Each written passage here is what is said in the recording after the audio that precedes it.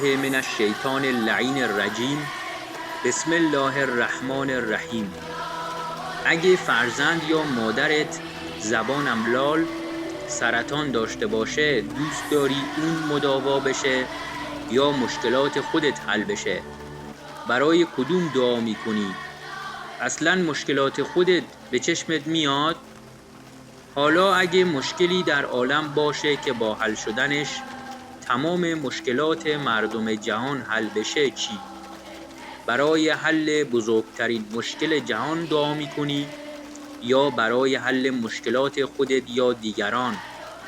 مشکلی که با حل شدنش کره زمین بهشت میشه. بله، درست حدس زدی. مشکل غیبت حضرت امام عصر عجل الله تعالی فرجه الشریف.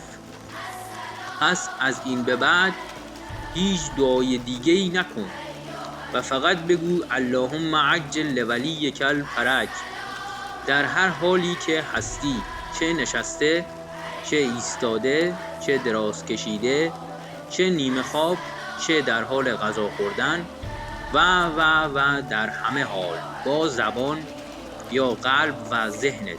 زیرا حضرت امام عصر عجل الله تعالی فرجه الشریف فرمودند اکثر الدعاء به تعجیل الفرج فإن ذلک فرجکم.